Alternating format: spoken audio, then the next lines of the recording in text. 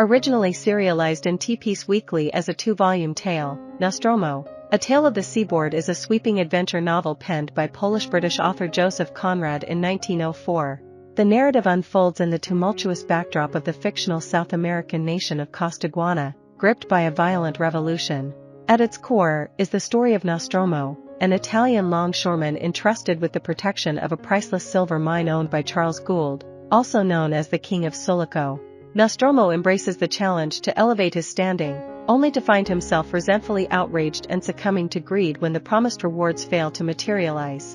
In 1998, the Modern Library ranked Nostromo 47th among the 100 greatest English-language novels of the 20th century, highlighting its status as one of Conrad's most esteemed works. Scott Fitzgerald went so far as to express that he would have preferred writing Nostromo over any other novel. Narrated from a third-person omniscient perspective, the story commences with a portrayal of the fictional South American Republic of Costaguana. The time period remains unspecified, while the geography closely resembles that of Colombia. Charles Gould, a descendant of English heritage, takes charge of his father's silver mine in the fictional mining town of Sulaco. Frustrated with rampant corruption and volatility, Gould aims to make the mine a success and contribute his wealth to bring stability under the rule of dictator Don Vicente Ribiera. Gould, accompanied by his elegant wife, Mrs. Dona Emilia, becomes a powerful force in Costaguana's politics after the mine proves lucrative. However, their efforts to elect Ribiera are disrupted when revolutionary soldiers, led by General Montero, stage a violent coup.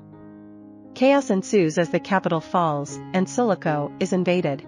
Fearful of losing his fortune, Gould tasks Nostromo, the Italian sailor and head longshoreman, with safeguarding the silver.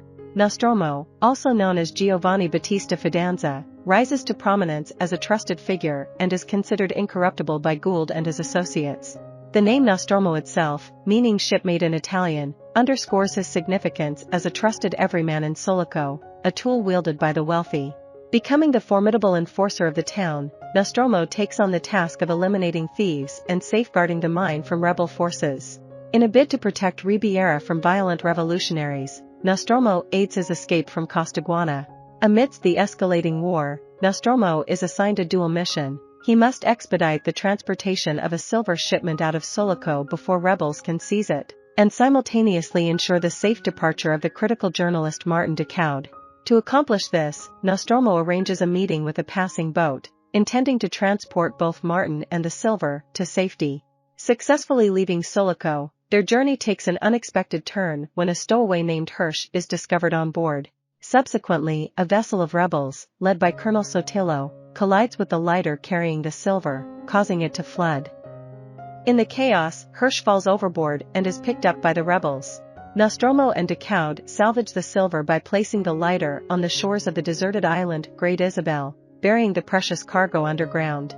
Leaving Martin behind with a lifeboat, Nostromo sinks the lighter and swims back to Sulaco to strategize. Contributing to the rebellion, Nostromo bravely traverses the mountains to bring General Barrios back to Sulaco, resulting in the establishment of the independent Occidental Republic. Meanwhile, isolated on the deserted island, Martin Decaud loses his sanity. Eventually, he takes the lifeboat, loads himself with ingots of silver, and ends his own life at sea. Nostromo decides to keep the buried silver, assuming it to be lost with the sunken lighter, marking the beginning of his downfall. Feeling slighted and consumed by the buried fortune, Nostromo becomes anxious and paranoid as the OSN constructs a lighthouse on Great Isabel, potentially exposing the hidden silver. To maintain proximity to the treasure, Nostromo marries Linda, the eldest Viola daughter, and installs his friends, the Violas, to oversee the lighthouse. The novel concludes with Nostromo sneaking around the treasure one night, leading to a tragic mistake where Giorgio Viola shoots a man courting his youngest daughter, Giselle, mistaking him for Nostromo. In 1926, Fox Film produced a silent film adaptation titled The Silver Treasure, directed by Roland V. Lee and starring George O'Brien.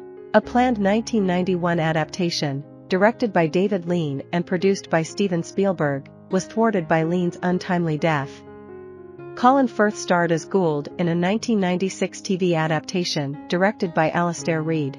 I hope you enjoyed this video. Leave a like if you did and be sure to subscribe. Thank you.